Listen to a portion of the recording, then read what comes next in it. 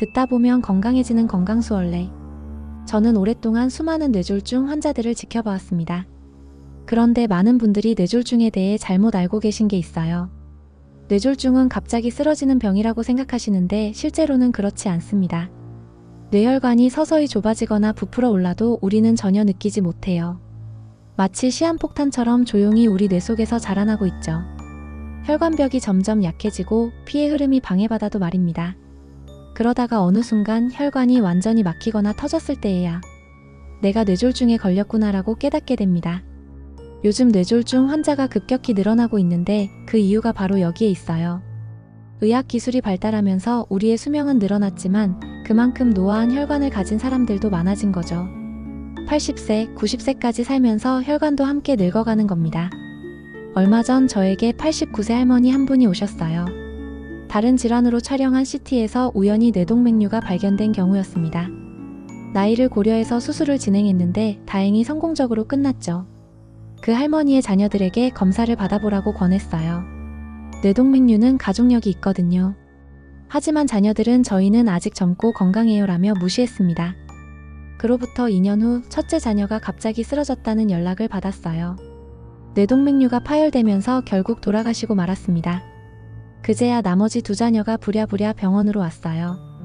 검사 결과 둘 다 뇌동맥류가 있었습니다. 다행히 아직 터지지 않은 상태여서 수술로 치료할 수 있었죠. 만약 그때 제가 권한 검사를 받았다면 첫째 자녀도 살릴 수 있었을 텐데 하는 아쉬움이 지금도 남아 있습니다. 그렇다면 뇌졸중이 터지기 직전에 우리 몸이 보내는 신호는 없을까요? 있습니다. 저는 환자들에게 항상 이 세 가지 증상을 기억하라고 말해요. 첫 번째는 시야 문제입니다. 사물이 두 개로 겹쳐 보이거나 갑자기 흐릿해지거나 시야의 일부가 가려지는 증상이에요. 많은 분들이 눈이 나빠진 건가? 하고 안과부터 가시는데 이런 증상은 뇌혈관 문제일 가능성이 높습니다. 두 번째는 편측마비예요. 갑자기 말이 어눌해지거나 한쪽 팔다리에 힘이 쭉 빠졌다가 다시 돌아오는 증상입니다. 내 발음이 왜 이렇지? 싶거나 젓가락을 들려는데 손에 힘이 안 들어가는 거죠. 이런 증상이 몇 분간 지속되다가 사라져도 절대 안심하면 안 됩니다. 세 번째는 갑자기 찾아오는 극심한 두통입니다. 이건 정말 표현 그대로예요. 마치 망치로 뒤통수를 세게 맞은 것 같은 지금까지 경험해 본 적 없는 극심한 두통이 갑자기 찾아옵니다. 드라마에서 보면 주인공이 갑자기 뒷목을 잡고 쓰러지는 장면 있죠? 그게 바로 현실입니다. 과장이 아니에요.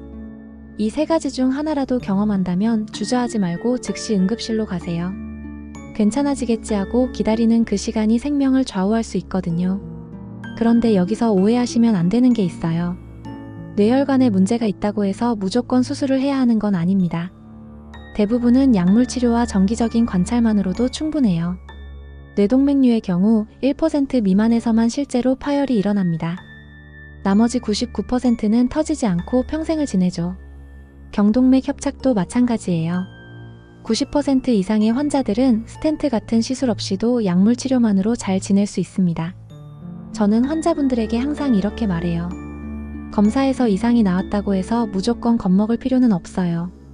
하지만 정기적으로 관찰하면서 변화를 지켜봐야 합니다. 이게 바로 현명한 대처법이죠. 그렇다면 일상생활에서 뇌를 어떻게 지킬 수 있을까요? 저는 세 가지를 꼽겠습니다. 첫 번째는 수면입니다.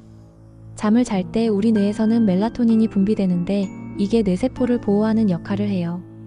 조용하고 어두운 환경에서 충분히 주무시는 것이 중요합니다. 두 번째는 유산소 운동이에요. 걷기, 조깅, 수영 같은 운동을 하면 뇌로 가는 혈류가 증가합니다. 그러면서 뇌 속의 노폐물들이 씻겨나가죠. BDNF라는 뇌유래 신경영양인자가 생성되는데 이게 뇌세포의 성장과 생존에 도움을 줍니다.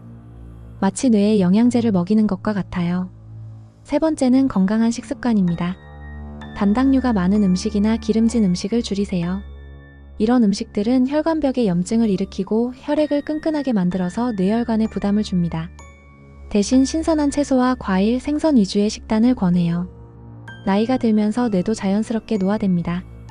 그 첫 번째 신호가 바로 운전 능력의 저하입니다. 판단력이 떨어지고 반응 속도가 느려지면서 운전할 때 위험한 상황들이 생기기 시작해요. 가족들이 이제 운전 그만하세요 라고 말할 때가 바로 그때입니다. 두 번째 신호는 기억력 저하예요.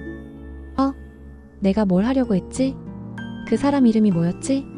이런 경험들이 점점 늘어나죠. 하지만 좌절할 필요는 없어요. 뇌 가소성 이론에 따르면 나이가 들어도 뇌는 계속 학습하고 회복할 수 있거든요. 매일 10분에서 20분씩 새로운 걸 공부하거나 외국어를 배우는 것을 추천합니다. 뇌에 자극을 주면서 새로운 신경 연결을 만들어내는 거죠. 잠을 자는 동안 우리 뇌에서는 놀라운 일이 일어납니다. 글림프 시스템이라는 게 작동하는데 이게 마치 식기세척기처럼 뇌를 깨끗하게 씻어내는 역할을 해요. 하루 종일 쌓인 독성 단백질들과 노폐물들을 제거하죠. 그런데 수면제, 특히 졸피뎀 계열의 약물은 이 글림프 시스템을 방해할 수 있어요. 겉으로는 잠든 것 같지만 실제로는 뇌 청소가 제대로 안 되는 거죠. 그래서 수면제는 반드시 전문의와 상담한 후에 신중하게 복용해야 합니다. 자연스러운 잠이 최고예요. 잠들기 전에 스마트폰을 멀리하고 침실을 어둡게 하고 규칙적인 수면 패턴을 만드는 게 중요합니다. 뇌 검사를 받을 때 CT와 MRI 중에 뭘 찍어야 하는지 궁금해하시는 분들이 많아요. CT는 주로 응급 상황에서 사용합니다. 뇌출혈이나 석회와 같은 급성 병변을 빠르게 찾아내는데 유리하죠. 응급실에서 빨리 CT 찍어보자 하는 게 바로 이런 이유예요. 하지만 정기검진에서는 MRI와 MRA를 함께 하는 게 가장 이상적입니다. MRI로는 뇌 구조를 자세히 보고 MRA로는 혈관의 이상을 파악할 수 있거든요. 두 검사를 병행하면 뇌졸중의 위험 요인들을 종합적으로 평가할 수 있어요. 많은 분들이 뇌졸중을 무서워하는 이유를 사망률 때문이라고 생각하는데 실제로는 그렇지 않아요. 더 무서운 건 후유장애입니다. 뇌졸중 후에 남는 마비, 언어장애, 인지장애가 진짜 문제예요. 휠체어에 의존하게 되거나 침대에서만 생활하게 되면서 욕창이 생기고 폐렴 같은 합병증까지 따라옵니다. 환자 본인은 물론이고 가족들도 함께 고통받게 되죠. 제가 뇌졸중 환자 가족들을 만날 때마다 느끼는 건 이들의 절망적인 표정이에요. 우리 아버지가 예전 같지 않아요. 말도 못하시고 걷지도 못하세요 라며 눈물을 흘리는 모습을 보면 정말 마음이 아픕니다. 그래서 예방이 최선이라고 항상 강조하는 거예요. 미니 뇌졸중이라고 들어보셨나요? 정식 명칭은 일과성 허혈 발작, 즉 TIA입니다.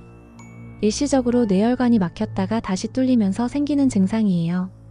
예를 들어 갑자기 한쪽 팔에 힘이 빠졌다가 30분 후에 괜찮아지거나 시야가 흐릿해졌다가 다시 선명해지는 경우죠. 괜찮아졌네 하고 넘어가기 쉬운데 이건 정말 위험한 생각이에요. TIA는 뇌에서 보내는 마지막 경고 신호입니다. 첫 48시간 내에 그리고 90일 내에 진짜 뇌졸중이 올 가능성이 15%나 돼요. 6명 중 1명은 실제로 뇌졸중을 겪는다는 뜻입니다. 그래서 미니 뇌졸중을 경험했다면 즉시 병원에 가서 정밀 검사를 받으셔야 해요. 음식도 뇌 건강에 중요한 역할을 합니다. 뇌에 좋은 음식으로는 연어, 고등어 같은 생선을 꼽을 수 있어요.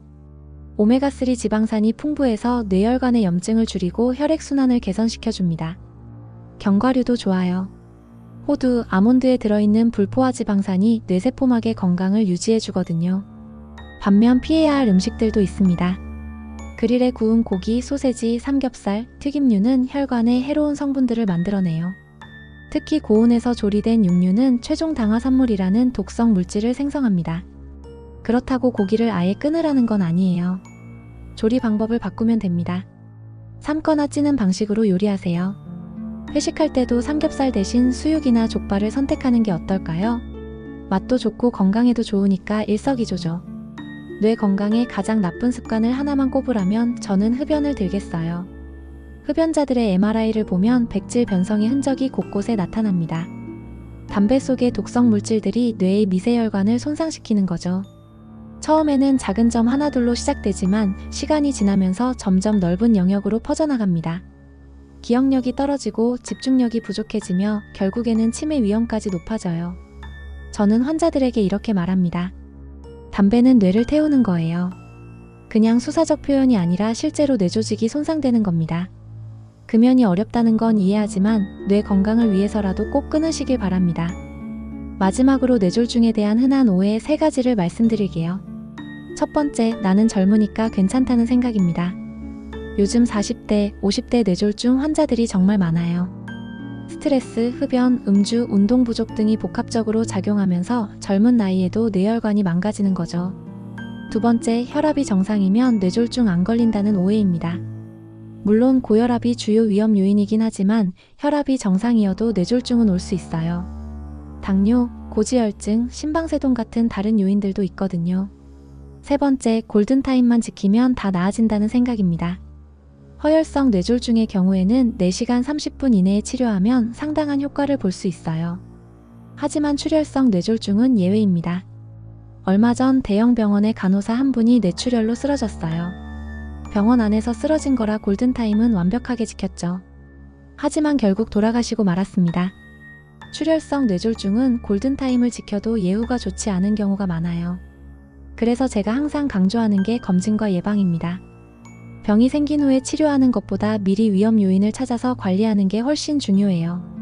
1년에 한 번씩이라도 뇌 MRI를 찍어보시고 위험 요인이 있다면 적극적으로 관리하세요. 여러분의 소중한 뇌를 지키는 건 바로 여러분 자신입니다. 오늘부터라도 하나씩 실천해 보시길 바랍니다.